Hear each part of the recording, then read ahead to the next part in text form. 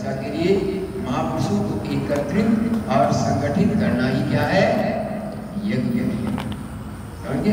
और यज्ञ के 3 कर्म और होते हैं, 3 उद्देश्य होते हैं। आइए माता। देव पूजन क्या होता है? देव पूजन, देवताओं का पूजन। केवल देवता इस क्षेत्र में ही नहीं निवास करते हैं, देवता के घर में भी हो सकते हैं, देवता समाज में भी हो सकते हैं, देवता सड़क पर भी हो सकते हैं। आपको किसी चीज का अभाव है, वो बस बात में आपको दे दिया, किसी ने आपकी भूख को मिटा दिया, किसी ने आपको पानी पिला दिया, किसी ने आपको वस्त्र दे दिया, ये क्या है? ये देवता को ठीक हो गया। समझ गए? तो ये क्या है? देवता। तो पहला यज्ञ का पहला मूल उद्देश्य क्या है? देव पूजन। और दूसरा क्या है?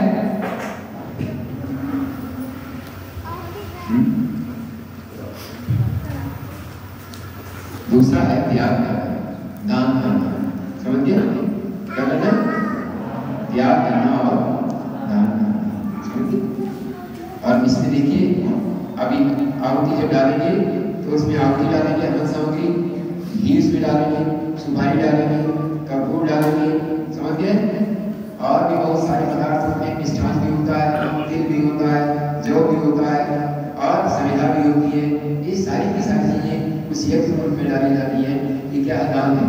और उससे क्या होता है कि वो धूम्र बनता है और उसकी सुगंधी चारों तरफ जब फैलती है, वातावरण को सुवासित करता है और वातावरण से किसान कीटाणुओं को नष्ट करता है और हमारा वायु क्या होता है?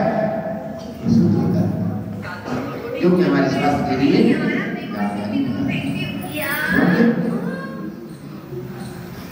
तो देव पूजन और क्या है? यज्ञ करना। और तीसरा है संगतिकरण, जो मैं पहले बता चुका आपको। संगतिकरण, संगतिकरण का मतलब होता है अच्छे लोगों को इकट्ठा कर लेना एक मंच पर। अब यहाँ जितने भी अच्छे लोग हैं सब किस उद्देश्य के लिए? एक महान उद्देश्य, यज्ञ करने के लिए। यज्ञ क्या है? जिसमें देवताओं का पूजन होगा, जिसमें दान किया जाएगा, त्याग किया जाएगा, त्याग पूर्ण जीवन की शिक्षा आपको मिलेगी और त्याग पूर्ण जीवन जीने की आप कला सीखेंगे। समझे? और उसके बाद अच्छे लोगों को एकत्रित किया गया। यहाँ जितने भी लोग आए हुए हैं वो क्या है? सब देव मानव, देव पुरुष और देवियां हैं, शक्तियां। तो ये क्या है? एक सामान्य सा आपको कार्यक्रम, सामान्य सा अर्थ आपके सामने रखा है और इतना ही आपको पर्याप्त है कि इसको समझ करके और अपने जीवन को आप यज्ञ में मतलब होता है पहले अर्जित करें, फिर इसको क्या करें? कर सकते। समझिए? पहले आपके विकास एक परमात्मा की सृष्टि को गान करना। समझिए? हम हमारी प्रक्रिया प्रारंभ करके सभी लोग हाथ जोड़ेंगे। आप गुरु का पूजन होगा। श्रवण जी आया कि ये दीपक आपने जला दिया? दीपक तो जलाइए। आए बहन जी, आप भी आइए।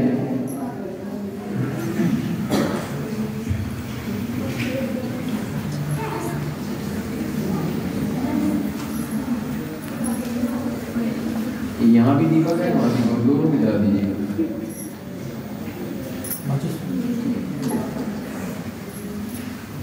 दीपक का जैसे दर्शन करें आप लोग हाथ जोड़कर स्टार्ट करिएगा। ओम अग्निर्नय सुपथाराय अस्मान शान देव वरुणान विद्वान यो यस्मद्रुरामेनो भूयिष्ठाते मुक्तिं विधेमः। ओम अग्निर्नय आवाहयामि स्थापयामि ध्यायामि।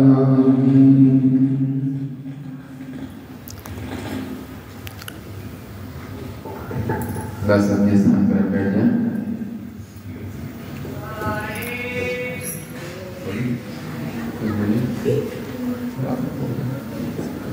आइए परम से लोग हाथ जोड़ लीजिए, अपने अपने गुरु का स्मरण करें।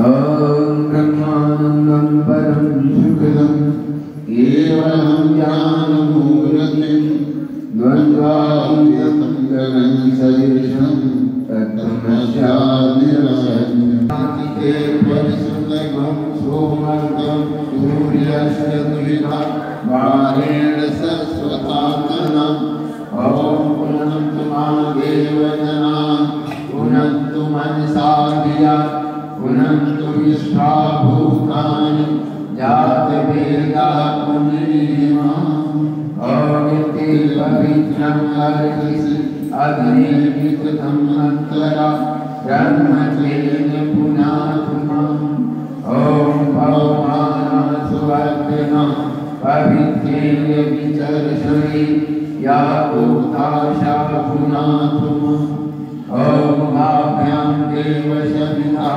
पवित्रेण समेन च मां पुनीहि विश्वतः मङ्गलाचरणं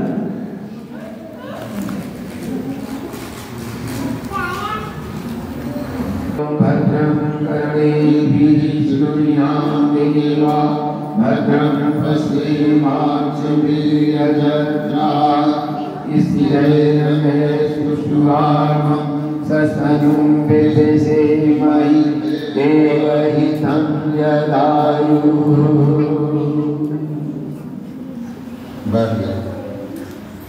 पवित्रीकरण देवत्व समांतर बाहर से पवित्र हो रहे हैं। ओम अपवित्रा पवित्रो वा सर्वावस्थां गतो प्रिया यास्मै कुंडलीकाक्षं सभार्याभ्यन्तरा सुखी।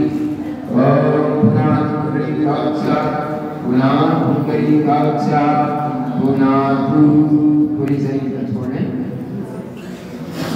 आचमनम आचमन का अर्थ है क्रिया शक्ति, विचार शक्ति और भाव शक्ति का परिमार्जन। इन तीनों ही केंद्रों में शांति, शीतलता, सात्विकता और पवित्रता का समावेश हो। इन भावनाओं के साथ इन आचमनी जल स्वाहा के साथ रूप में डालें। सभी लोग एक आचमनी जल लेंगे और स्वाहा के साथ उसे पिएंगे। जिसके बाद जल्दी भावना आप करो। भावना जैसे हम जल पी रहे हैं ऐसे हाथ से कर हम उसके बाद जल होना जरूरी नहीं है। आप सोचिए कि हम जल पी रहे हैं।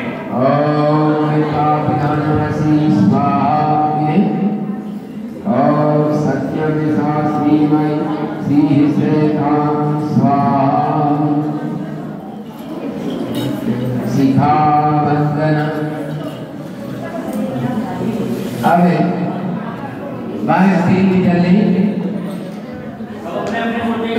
आपके हाथ में जल है और दूसरे ये अपनी जो पांचों उंगलियों से इसको डबो के अपनी जो चोटी होती है सब ध्यान दें। हर कुंड पर 4 कटोरियां हैं, उसमें चम्मच रखे हुए हैं। उनसे जल ले लो। बाएं हाथ में एक चम्मच जल रखो और जब यहाँ से कहा जाए तो दाहिने हाथ से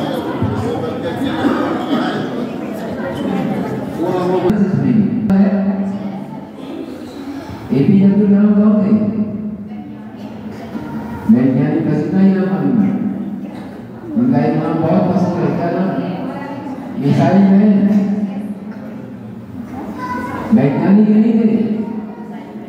हाँ, मिसाइल का परीक्षण, मिसाइल का विकास इस देश में एपीजे अब्दुल कलाम की निर्देशन में हुआ है और दुनिया के सर्वश्रेष्ठ मिसाइल मैन थे, वैज्ञानिक थे और राष्ट्रपति के महामहिम जिनको कहा जाता है। कहते हैं हमें शिखर पुरुष बनना चाहिए और इससे नीचे की हमको सोचना ही नहीं चाहिए। हमें दूसरों का नेतृत्व करने की हमारे अंदर क्षमता विकसित होनी चाहिए। इसी भाव के साथ बाएं हाथ के फेरे में जल दें और उसको दाएं हाथ के फेरे से अंगुलियों से मिला करके शिखा की धुन पर स्पर्श करें। ओम चित्तुभिमाये दिव्यतेजसमन्विते तेजस्तेजि शिखामते तेजोवृद्धिं कुरु स्वमे। अपने अंदर तेज का विकास करना है, तेज तुम्हारी वाणी में हो, समझिए, तेज का संवर्धन करना और निकृष्टता का निष्कासन करना। जो भी श्रेष्ठ है, चाहे बाहर है चाहे हमारे अंदर है, उसको विकसित करना है, उसको बढ़ाना है, और जो भी बुराई समाज में है या हमारे अंदर है उसको निकालना है।